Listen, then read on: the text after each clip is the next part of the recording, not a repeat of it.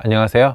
이번 시간 디지털 리터러시 컴퓨터 시스템과 소프트웨어에 대해 강의할 순천대학교 컴퓨터공학과 정세훈 교수입니다. 이번 강의에서는 디지털 리터러시 향상을 위해 우리가 알아야 할 컴퓨터 시스템에 대한 이해와 컴퓨터 시스템 구성에 대해 알아보고 오픈소스 소프트웨어에 대한 소개와 역사, 중요성 및 동향, 그리고 오픈소스 소프트웨어의 라이센스에 대해 알아보도록 하겠습니다. 이번 강의의 학습 내용은 디지털 리터러시의 향상을 위한 컴퓨터 시스템과 소프트웨어의 이해를 목표로 컴퓨터 시스템의 구성과 소프트웨어 종류, 그리고 오픈소스 소프트웨어에 대해 알아보도록 하겠습니다. 이번 학습을 통해 우리 목표는 컴퓨터 시스템의 구성 요소를 이해할 수 있고 소프트웨어의 종류 및 특징에 대해 설명할 수 있으며 오픈소스 소프트웨어가 무엇인지 이해하도록 하겠습니다. 최근 언론 매체를 통해 여러분은 디지털 전환 시대라는 말을 많이 듣고 계실 텐데요. 정보통신 용어 사전에서는 디지털 전환 시대를 인공지능, 클라우드, 빅데이터, IoT, 로봇 등과 같은 4차 산업혁명 정보통신 기술을 기반으로 생활, 문화, 산업 전반의 변화를 통해 혁신적 가치를 창출하는 시대라고 정의하고 있습니다. 최근 기업들도 기존 소비자 관리, 제품 생산, 유통, 판매를 포함하는 기업 실적 등의 다양한 분야에서 발생하는 문제를 해결하고 경쟁력을 확보하기 위해 자신들의 기존 인프라를 4차 산업혁명 기술 중심의 지능화 시스템으로 디지털 전환을 꾀하고 있습니다. 이러한 디지털 전환의 성공 사례는 많이 보고되고 있는데요. 몇 가지 사례를 알아보겠습니다. 국내 5성급 호텔인 쉐라튼 서울 팰리스가 2021년 1월에 폐업한 데 이어 유명 호텔들이 폐업하거나 매각되는 등 큰 경영 위기를 겪게 되었습니다.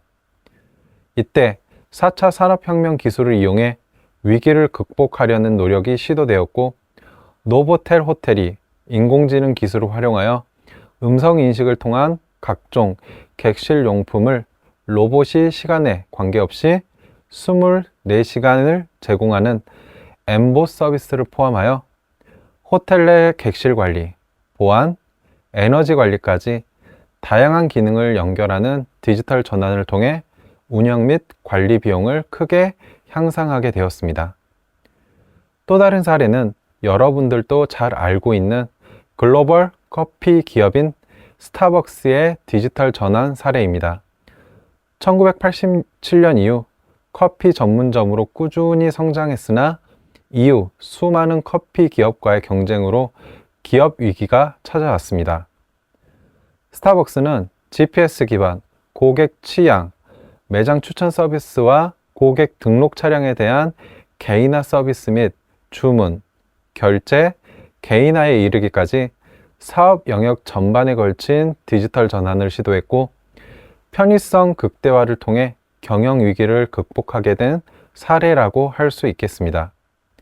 마지막으로 글로벌 맥주 회사인 AB InBev는 맥주 유통기간 관리 효율화가 늘 고민이었는데요. 기존 데이터 관리 체계에 대해 인공지능 기반의 데이터 분석 및 예측 기술을 적용한 디지털 전환 노력을 통해서 문제를 획기적으로 해결한 사례를 볼 수 있습니다. 이처럼 기업들은 ICT 기술을 활용한 디지털 전환 노력을 발빠르게 시도하여 큰 효과를 보고 있습니다. 따라서 이러한 디지털 전환 시대에 적응하기 위해서 우리도 디지털 리터러시 능력 향상에 힘을 기울여야만 할 것입니다. 디지털 리터러시라는 용어는 디지털과 문해를 의미하는 리터러시의 합성어라고 할 수 있는데요. 각각의 단어의 의미를 다음과 같이 정해 볼 수 있겠습니다. 먼저 정보통신 용어 사전은 디지털에 대해 데이터나 물리적인 양을 0과 1이라는 이진 부호 숫자로 표현하는 것이라고 정의하고 있으며 옥스퍼드 사전에는 리터러시란 읽고 쓸 수 있는 능력이라고 정의하고 있습니다. 그렇다면 우리는 간단히 두 단어에 대한 정의를 합쳐서 디지털 리터러시를 0과 1이라는 이진수로 표현된 디지털 정보를 읽고 쓸 수 있는 능력이라고 간단히 정의할 수도 있을 텐데요. 그런데 미국 도서관 협회는 디지털 리터러시에 대해 디지털 정보에 대한 탐색, 평가, 창조, 소통을 위해 정보와 커뮤니케이션 기술을 이용할 수 있는 능력이라고 정의했습니다. 결론적으로 우리는 디지털 리터러시를 디지털화된 정보를 단순히 읽고 이해할 수 있는 능력만을 의미하는 것이 아니라 우리가 실생활에서 만나게 되는 다양한 문제를 해결하기 위해 정보통신을 통해 디지털 정보를 탐색, 발견, 평가, 생성, 소통하고 활용할 수 있는 능력이라고 정의해 볼 수 있겠습니다. 디지털 리터러시 역량 강화를 하기 위해서는 기본적으로 정보통신 기술에 대한 이해, 그리고 정보통신 기술의 필수 활용 도구인 컴퓨터 시스템에 대한 이해가 필요하겠습니다. 정보통신 용어 사전에서는 컴퓨터 시스템에 대해 프로그램의 일부와 또는 전체 그 프로그램의 실행에 필요한 데이터들을 위해 공용 기억 장소를 사용하는 기능적 단위라고 정의하고 있으며, 위키피디아는 수식이나 논리적 언어로 표현된 계산을 수행하거나 작업을 통제하는 기계로 정의하고 있습니다. 또한 옥스퍼드 사전은 운영체제와 장치들을 포함하는 완전한 컴퓨터라고 정의하고 있습니다. 컴퓨터 시스템은 하드웨어와 소프트웨어로 이루어져 있는데요. 연산, 즉 컴퓨팅에 필요한 하드웨어들과 소프트웨어가 유기적으로 연결된 구성을 갖습니다. 컴퓨터 하드웨어에 대한 위키피디아에서는 컴퓨터의 모든 물리적 부품을 뜻하며 입력, 연산, 제어, 기억, 출력 등 5가지 기능을 구현한다고 정의하고 있는데요. 컴퓨터 하드웨어를 구성하는 모델 중 폰 노이만 모델이 이러한 정의에 부합하는 대표적인 모델이 되겠습니다. 통상 컴퓨터를 이용해 명령을 처리하기 위해서는 명령과 데이터가 필요한데요. 폰 노이만 모델은 단일 저장 장치의 명령어와 데이터를 함께 저장하는 컴퓨터 하드웨어 구성 모델로서 여러분들이 사용하는 개인용 컴퓨터의 대표적인 컴퓨터 하드웨어 구조 모델이라고 할 수 있습니다. 폰 노이만 모델에 따른 일반적인 컴퓨터 하드웨어의 구성은 실제 계산이 이루어지는 중앙 처리 장치인 CPU와 계산 결과 임시 저장하는 장치인 주기억 장치, 자료와 프로그램을 저장하는 보조기억 장치, 각종 하드웨어 부품을 인터페이스로 연결된 인쇄 회로 기판인 메인보드와 그리고 입력 장치 및 출력 장치로 구성됩니다. 중앙 처리 장치는 프로그래밍 언어로 작성된 명령어와 데이터로 이루어진 실행 규칙, 즉 프로그램을 해석하고 실행하는 장치로서 실제 명령어를 해석하고 계산하여 실행하는 장치입니다. 즉 사람의 머리와 같은 역할을 하는 주요 하드웨어 장치라고 할 수 있겠습니다. 중앙 처리 장치의 성능을 나타내는 항목 중에 속도를 나타내는 항목이 있는데요. 즉 CPU가 1초 안에 얼마나 많은 명령어를 처리할 수 있는지를 나타내는 것을 CPU의 클럭수 또는 주파수라고 합니다. CPU의 클럭, 즉 주파수를 나타내는 단위는 헤르츠인데요. 1초에 한 번의 정기적 파형을 말하며 1클럭 사이클을 줄여서 1클럭 또는 1헤르츠라고 합니다. 예를 들어 어떤 CPU의 주파수가 10Hz라는 것은 1초의 연속적인 1과 0의 정기적 진동을 10번 한다는 의미입니다. 초기 컴퓨터는 CPU가 하나인 싱글코어 컴퓨터였는데요. CPU의 성능 향상을 위해 점점 CPU의 클럭 수를 증가시키려는 노력을 하게 되었습니다. 이런 작업을 오버클럭이라고 합니다. 오버클럭은 당연히 CPU의 부담을 늘리고 발열이 발생하는 등 문제가 생기게 되었죠. 싱글코어의 오버클럭으로 발생하는 발열 문제나 에너지 문제를 해결하고 보다 복잡하고 빠른 작업 처리를 위해서 여러 개의 CPU를 가진 컴퓨터, 다시 말해 인간의 뇌 역할을 하는 여러 개의 CPU 코어들을 묶어서 하나의 CPU 블럭으로 구성한 컴퓨터가 만들어지게 되었습니다. 즉, CPU 코어가 2개인 듀얼, 3개인 트리플, 4개인 쿼드, 8개인 옥타, 그리고 그 이상의 CPU 코어로 컴퓨터가 구성될 수 있게 되었습니다. 현재는 인텔과 AMD가 컴퓨터 CPU 시장을 거의 양분하고 있습니다. 또한 스마트폰용 CPU 제조사도 있는데요. 여러분들도 잘 알고 있는 애플, 퀄컴, 그리고 우리나라의 삼성이 있습니다. 컴퓨터 시스템의 하드웨어 구성 중 프로그램이나 자료를 0과 1의 디지털 정보로 저장하기 위한 하드웨어를 저장 장치라고 합니다. 컴퓨터 저장 장치는 자료 저장을 목적으로 하는 메모리 반도체이며 컴퓨터 저장 장치에는 저장 용량과 사용 목적에 따라 캐시, 주기억 장치, 보조 기억 장치로 분류됩니다. CPU는 저장 장치에 저장된 명령어와 데이터를 가져와서 처리하는데요. 저장 장치가 명령어와 데이터를 CPU에 보내주는 시간에 비해 CPU의 처리 속도가 엄청 빠르거든요. 즉, CPU와 저장 장치 사이에 데이터 처리 및 전송 속도의 차이가 너무 크면 저장 장치에서 데이터를 가지고 오는 동안 CPU는 아무 일도 하지 않겠죠. 따라서 저장 장치는 저장 용량과 쓰임새에 따라 분류되어 CPU와 저장 장치 사이의 속도 차이로부터 발생하는 CPU의 비효율성을 줄이기 위해 사용될 수 있습니다. 캐시는 CPU 내부에 존재하며 CPU와 주 메모리의 속도 차이를 줄이기 위해 사용됩니다. CPU가 매우 빠르게 접근하지만 다른 저장 장치에 비해 적은 자료를 저장합니다. 주기억 장치는 랜덤 액세스 메모리, 줄여서 램이라고 부르기도 하는데요. 반도체 형태로 CPU 외부에 존재합니다. 캐시에 비해서 속도는 느리지만 보조 기억 장치에 비해 엄청 빠른 속도로 CPU에 데이터를 전송합니다. 보조 기억 장치는 대용량의 프로그램이나 데이터를 저장하기 위한 목적으로 사용되며 CPU가 직접 보조 기억 장치에 있는 데이터에 접근하지 못하기 때문에 CPU가 처리해야 할 명령어와 데이터 블럭을 미리 메모리에 가져다 놓아야 합니다. 이것을 프로그램 또는 데이터 로딩이라고 합니다.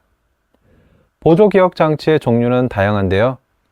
이전에는 기계적인 플래터 형식인 하드디스크 드라이브, 줄여서 HDD라고 불리는 보조 기억 장치가 많이 사용되었으나 최근에는 디지털 반도체 형태인 솔리드 스테이트 드라이브, 줄여서 SSD를 보조 기억 장치로 많이 사용하고 있습니다.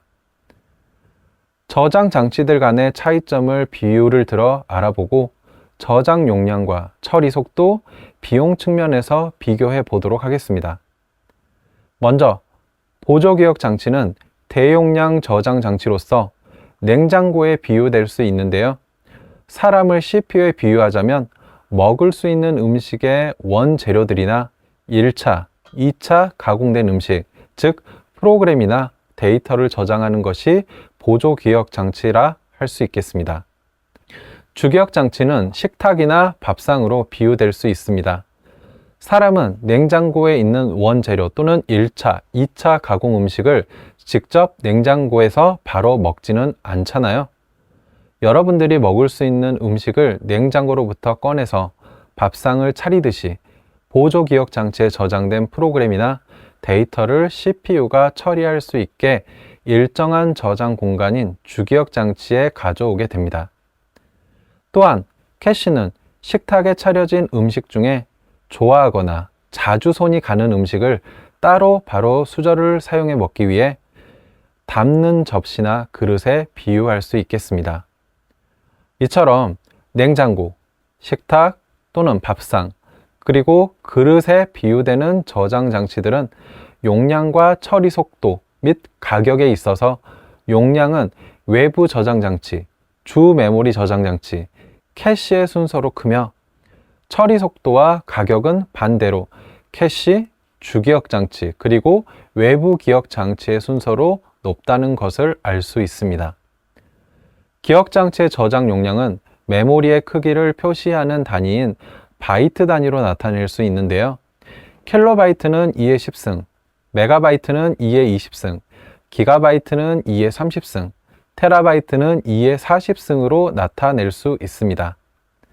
만약 1테라바이트의 저장 장치는 1조 바이트의 저장 용량을 가지며 2기가바이트의 고화질 영화는 약 500편 정도를 저장할 수 있겠습니다. 기억 장치의 용량은 기술에 따라 매우 빠르게 증가하고 있으며 매 10년마다 약 1000배씩 용량이 증가하고 있습니다. 반도체 형태의 저장 장치를 메모리 반도체라고 하는데요. 그러나 비메모리 분야에서는 우리나라가 5에서 6% 정도의 낮은 점유율을 가지고 있으며 대만의 반도체 위탁 생산 업체, 일명 파운드리 업체인 TSMC가 비메모리 분야 전 세계 58%가 넘는 시장 점유율을 갖고 있어 우리나라 기업들도 비메모리 분야 경쟁력 강화에 신경을 쓰고 있습니다. 컴퓨터 하드웨어 중에는 입력을 위한 키보드나 마우스와 같이 사용자의 프로그램 또는 데이터 입력을 처리하기 위한 입력 장치가 있겠습니다. 또한 컴퓨터가 처리한 결과를 사용자에게 다양한 형태로 출력하기 위한 모니터, 프린터와 같은 출력 장치가 있습니다. 지금까지 컴퓨터 시스템을 구성하는 기본적인 하드웨어에 대해 간단히 살펴보았는데요. 지금부터 컴퓨터 시스템을 구성하기 위한 소프트웨어에 대해 알아보도록 하겠습니다. 2016년 다보스 포럼의 화두는 4차 산업혁명이었습니다. 여러분들도 4차 산업혁명 기술이라는 말은 주변에서 자주 들어보았을 것입니다. 전 세계 사람들의 삶의 변화를 가져온 산업혁명은 새로운 기술의 출현과 함께 발생되었습니다. 1차, 2차, 3차 산업혁명을 이끈 기술이 각각의 증기기관, 전자기술, 전기기술, 그리고 컴퓨터와 웹기술의 등장과 함께 했다면 21세기 초 4차 산업혁명을 이끌고 있는 새로운 기술은 바로 인공지능과 소프트웨어로 대표되는 지능기술과 빅데이터, IoT와 클라우드로 대표되는 정보기술입니다. 4차 산업혁명 기술은 디지털 전환을 위한 핵심 기술이며 디지털 전환 시대의 핵심 역량은 디지털 리터러시라고 할 수 있겠습니다. 결과적으로 4차 산업혁명 기술 기반 디지털 전환 시대를 살아가기 위해 우리는 디지털 리터러시 역량을 강화할 필요가 있고 이를 위해서는 4차 산업혁명 기술과 디지털 전환의 핵심, 구현 기술인 소프트웨어에 대한 이해와 학습, 더 나아가 자신의 분야에서의 적극적인 융합과 활용이 중요하다고 할 수 있겠습니다. 최근 국내외 정부, 기업들은 소프트웨어를 인공지능을 대표로 하는 4차 산업혁명 기술 구현의 핵심 기술로 인식하고 있습니다. 애플과 소니, 2010년 전후로 소프트웨어에 집중한 애플과 그렇지 못했던 소니의 기업 성장이 엇갈리는 상황을 볼 수 있습니다. 인텔은 2022년 인텔비전 2022 행사에서 디지털 시대의 반도체와 소프트웨어의 융합 솔루션을 목표로 소프트웨어 역량 강화의 중요성을 강조했고요. GE는 2015년 소프트웨어 연구소 설립, 소프트웨어 기업으로의 전환을 발표하고 삼성은 소프트웨어 분야 인재 교육과 인재 채용을 대폭 확대하는 등 많은 글로벌 기업이 소프트웨어 역량 강화에 힘을 쓰고 있습니다.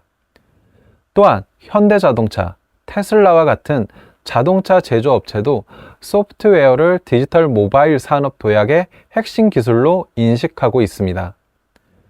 2025년까지 모든 판매 자동차에 대해 소프트웨어 중심 자동차로의 대전환을 목표로 소프트웨어 역량 강화에 큰 관심을 기울이고 있습니다.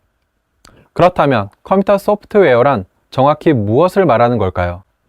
컴퓨터 소프트웨어의 정의를 먼저 살펴보면 정보통신 용어 사전에서는 컴퓨터를 비롯한 시스템에서 특정 작업을 수행하게 하는 프로그램의 집합으로 그 수행에 필요한 절차, 규칙, 문서 등의 총칭으로 정의하고 있으며, 옥스퍼드 사전에서는 컴퓨터가 특정 일을 위해 사용하는 프로그램 또는 컴퓨터 시스템을 효율적으로 운영하기 위해 개발된 프로그램의 총칭이라고 정의하고 있습니다. 컴퓨터 소프트웨어는 시스템 소프트웨어와 응용 소프트웨어로 분류할 수 있습니다.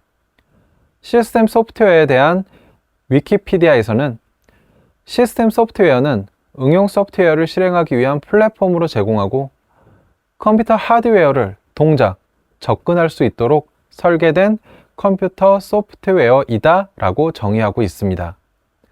즉, 시스템 소프트웨어는 컴퓨터를 운영하거나 컴퓨터를 이용해 다른 응용 프로그램의 동작을 지원하기 위해 사용하는 소프트웨어를 말합니다. 시스템 소프트웨어로는 운영체제, 컴파일러, 인터프리터, 장치 드라이버, 펌웨어 등이 있습니다.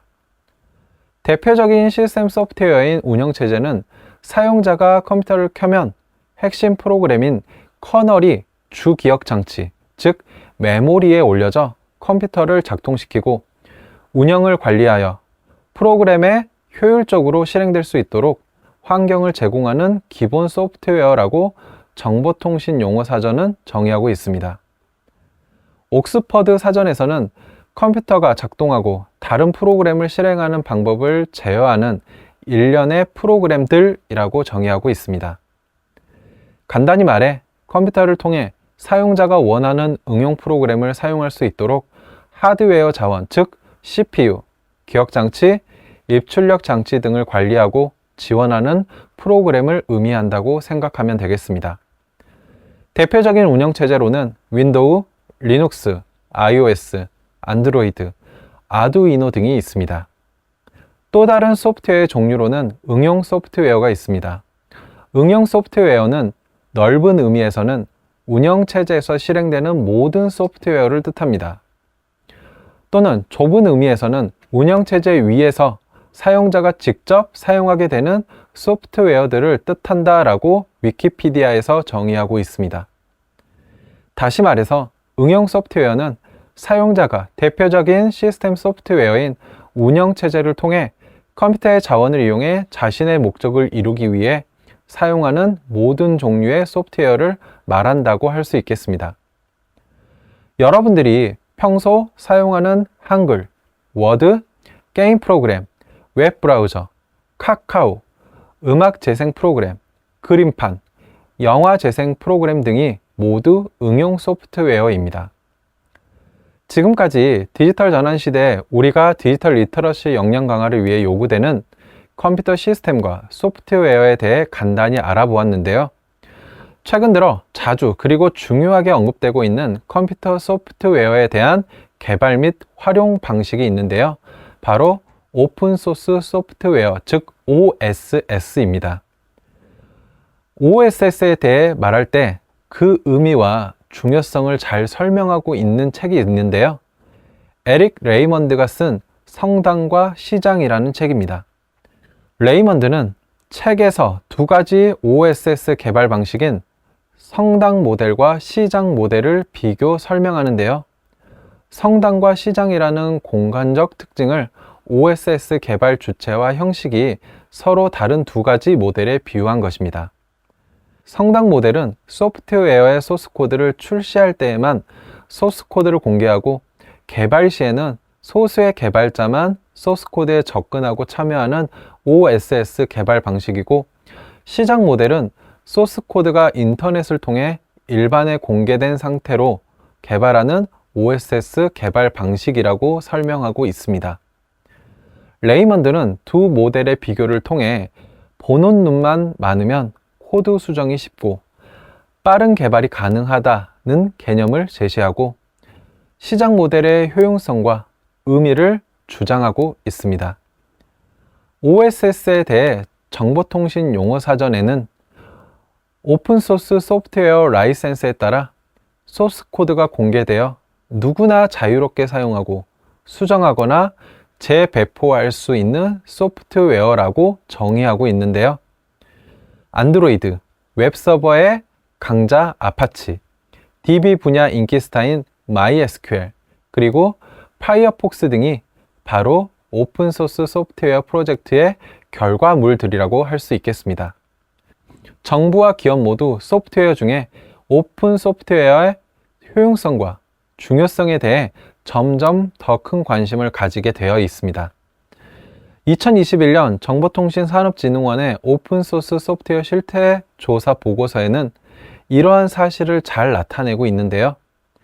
오픈소스 소프트웨어 시장 규모 조사에서 2025년에는 약 5천억 규모에 달하는 것으로 예상하고 있습니다.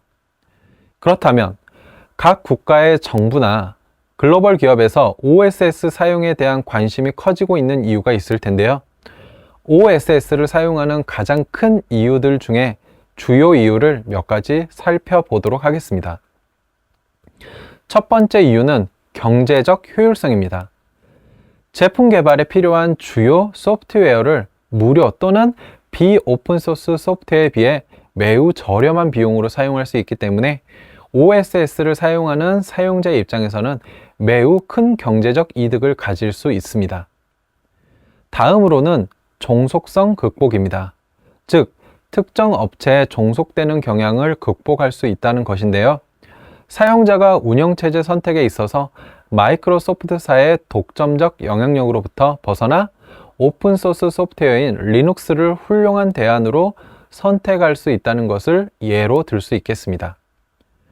이러한 이유 외에 공개 개발 방식을 적용하는 OSS의 개발 방식 특성상 얻게 되는 장점이 OSS 사용의 이유가 되는 경우들도 있습니다. 첫 번째로는 사용자는 적은 비용과 적은 노력으로 쉽고 빠르게 효율적인 개발 프로세서를 가질 수 있어 기업의 기술 혁신의 접근성과 효율성이 향상되고 그런 과정 속에서 다수의 개발자가 서로 협력하고 공유하는 협력 효율성을 높일 수 있습니다. 또한 다수의 협력하는 개발자들로부터 지속적이고 개별적인 오류 보고와 수정을 통해 결과적으로 소프트웨어의 품질을 높일 수 있습니다. 이러한 이유로 세계 각국 정부 및 기업들 그리고 연구자들이 OSS에 대한 관심을 가지고 사용하게 된다고 볼 수 있겠습니다. OSS의 역사와 배경을 말할 때 두 명의 주요 인물을 언급할 수 있는데요. 리차드 스톨만과 리누스 토발즈입니다. OSS의 역사는 미국의 소프트웨어 개발자인 리차드 스톨만에 의해 1980년대 시작되었는데요. 스톨만은 점점 소프트웨어의 중요성이 높아지면서 소프트웨어 기업들이 소프트웨어의 이용, 배포, 복제, 수정 등의 제한을 두고 일종의 독점적 지위를 가지려는 움직임에 불만을 가지게 되었습니다. 이러한 과정 속에서 1984년 유닉스의 운영체제의 상업화를 반대하는 GNU 프로젝트를 주도하였습니다. 1985년 자유 소프트웨어 재단을 설립하고 소프트웨어는 공유되어야 하고 프로그래머는 소프트웨어로 돈을 벌어서는 안 된다라는 내용의 GNU 선언문을 제정하게 되었습니다. 또한 이러한 주장을 구체화하기 위해 저작권에 대응하는 카피레프트 운동도 주장하게 되었죠. 이후 1989년 자유 소프트웨어 재단에서 오픈소스 소프트웨어에 대한 라이센서 계약인 GNU GPL 즉 일반 공중 라이센서를 발표했습니다. GPL은 어떤 목적과 용도로는 사용, 변경, 배포가 가능하지만 GPL 소프트웨어의 원본 및 파생 소스 코드도 똑같이 동일 GPL 조건으로 배포해야 할 책임이 있다는 것을 요약될 수 있습니다. 핀란드 프로그래머인 리누스 토발즈는 1991년 GPL 라이센스에 따라 리눅스 운영체제를 개발 공개했는데요. 이후 리눅스는 많은 OSS 개발과 활용에 큰 영향을 준 대표적인 오픈소스 소프트웨어라고 할 수 있겠습니다. OSS 라이센서란 OSS와 파생된 소스에 대한 지식재산권이라고 간단히 말할 수 있겠는데요. FOSS, 라이센서라고 말하기도 합니다. 이때 프리 또는 오픈의 의미는 단순히 공짜라는 의미보다는 자유 또는 개방이라는 의미의 방점이 있습니다. 즉, 누구나 자유롭게 접근할 수 있는 소프트웨어를 의미합니다. 또한 OSS 라이센스에 따라 사용과 배포의 조건과 제약이 있기 때문에 OSS 사용을 무조건 공짜라고 인식하면 안 되겠습니다. 스톨만이 FSF를 설립하고 그 활동을 지원하기 위해 GPL을 발표했다고 말씀드렸었는데요. 기업이 오픈소스 소프트웨어를 이용해 소프트웨어를 개발하면 초기 GPL의 매우 엄격한 소스코드 공개, 배포, 의무 규정은 매우 큰 부담으로 느껴졌기 때문에 이용을 꺼려하게 만들었습니다. 그래서 오픈소스 소프트웨어를 활용한 파생소스의 공개 의무 및 재산권의 보호의 범위에 따라 GPL 라이센스를 포함한 다양한 OSS 라이센스 규정들이 만들어졌습니다. 주요 오픈소스 소프트웨어 라이센스의 조건을 비교해 보면 소스코드 무료 사용, 배포, 수정 허용은 모든 라이센스에서 가능하지만 파생 제작물의 재공개 의무나 다른 비공개, 독점 소프트웨어와의 결합 가능성에 대해서는 GPL 라이센서가 다른 라이센서에 비해 강한 제약 조건을 가진다는 것을 알 수 있습니다. 여러분들도 오픈소스 소프트웨어를 사용하면서 반드시 해당 소프트웨어가 어떤 종류의 오픈소스 소프트웨어 라이센스 제약 조건을 갖는지 알고 사용해야 할 필요가 있겠습니다. 네, 오늘 디지털 리터러시 컴퓨터 시스템과 소프트웨어에 대해 알아보았습니다. 오늘 수업을 통해 지금까지 우리는 디지털 리터러시 역량 강화를 위한 컴퓨터 시스템의 주요 개념과 하드웨어에 대해 알아보았고 4차 산업혁명 기술의 주요 구형 기술로서 그 중요성이 커지고 있는 소프트웨어와 오픈소스 소프트웨어 OSS에 대해 살펴보았습니다. 오늘 학습 내용이 4차 산업혁명 기술과 디지털 전환 시대를 맞아 여러분들 각자의 학습 분야에서 디지털 리터러시 역량 강화에 도움이 되기를 바랍니다. 감사합니다.